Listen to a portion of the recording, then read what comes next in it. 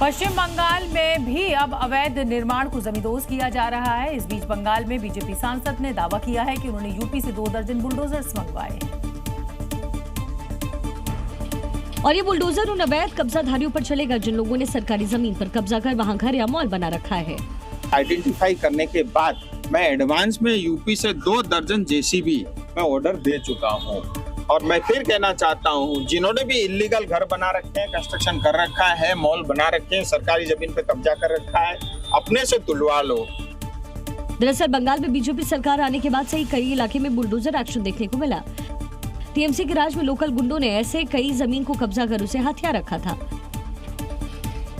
जहाँ अतिक्रमण हुआ है, कब्जा हुआ है, जिसके कारण लोगों की परेशानी हो रही है, वहाँ तो सफाया होना है। बुलडोजर चाहे कुछ भी हो, जरूरत पड़ेगा हमारा सरकार करेगा। यानी अब योगी मॉडल बंगाल में भी दिखने लगा। अगली खबर कर्नाटक से, जहां कांग्रेस की सिद्धरमैया सरकार ने एक बार फिर भगवा विरोधी फरमान सुनाया है, जिसको लेकर सियासी घमासान छिड़ गया है। मुख्यमंत्री सिद्धरमैया ने साफ शब्दों में कहा कि राज्य के स्कूलों में हिजाब की अनुमति नहीं होगी, लेकिन भगवा शॉल पहनने पर पाबंदी बरकरार रहेगी। शाला कंबरगिला टर्बन हाकಬಹುದು, ಗಿರ್ವಾರ ಹಾಕಬಹುದು, ಮತ್ತೆ ಶಿವದಾರ ಹಾಕಬಹುದು, रुद्राक्ष ಹಾಕಬಹುದು। बता दें कि सीएम सिद्धरमैया का ये बयान ऐसे वक्त में आया है जब पिछली बीजेपी सरकार ने 2022 में हिजाब बैन करने वाले आदेश को कर्नाटक सरकार ने रद्द कर दिया था और शिक्षण संस्थानों में भगवा शॉल पहनकर आने पर पाबंदी लगा दी थी। हालांकि हिजाब पहनकर जा सकते हैं, जिस पर संत समाज पूरी तरह से भड़क गया है। सिद्धरमैया जी, इस प्रकार की मंशा मत रखिए।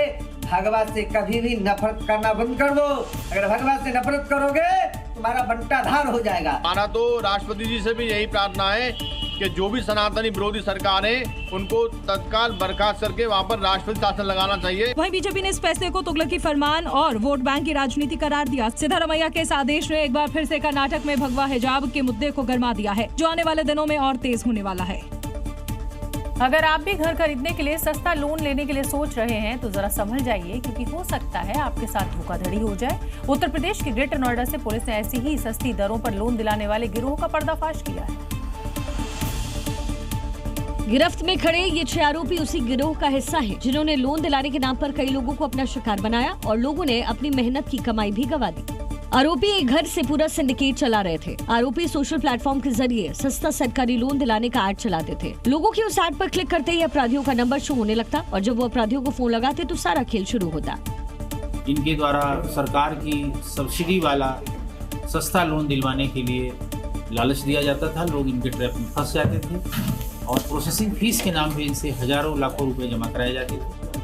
आरोपी कितने शातिर, इस बात का अंदाजा इसी से लगाया जा सकता है कि आरोपी लोकेशन ट्रेस ना हो इसके लिए कीपैड वाले फोन इस्तेमाल करते थे। आरोपियों के पास से कई कीपैड फोन और दस्तावेज मिले। पुलिस अब इन आरोपियों के तार कहां तक जुड़े हैं पता लगाने की कोशिश कर रही है, क्योंकि आरोपी कर्नाटक के रहने वाले बताए जा रहे हैं।